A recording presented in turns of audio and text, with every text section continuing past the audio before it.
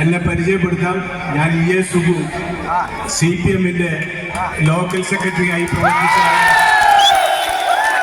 CPM-ന്റെ Edakkara area committee അംഗമായി പ്രവർത്തിച്ച ആളാണ്.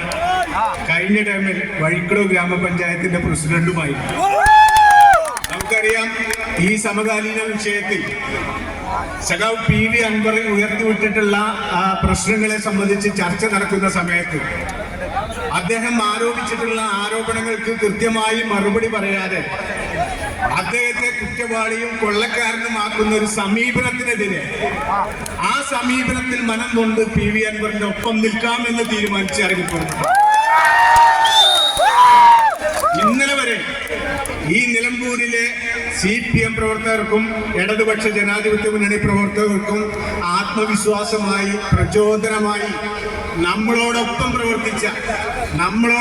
പ്രവർത്തിച്ച സഖാവ് PV അൻവറിനെ തൂക്കാൻ വിധിക്കുകയാണെങ്കിൽ അതും ഒന്ന് കാണണം എന്ന് കരുതിയാണ് ഇവിടെ വന്നിട്ടുള്ളത്. നമുക്കറിയാം, PV അൻവർ വെറുതെ നിലമ്പൂർ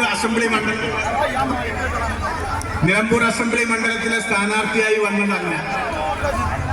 2016 തെരഞ്ഞെടുപ്പിൽ നമുക്കറിയാലോ, CPM-ന് ഒരു സംഘടനാ സംവിധാനമുണ്ട്.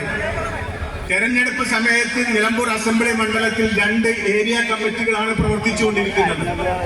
ഒന്ന് നിലമ്പൂർ അസംബ്ലി നിയോജക മണ്ഡല കമ്മിറ്റി, നിലമ്പൂർ ഏരിയ കമ്മിറ്റിയും അതോടൊപ്പം തന്നെ Edakkara area committee. Edakkara area കമ്മിറ്റിയിൽ 13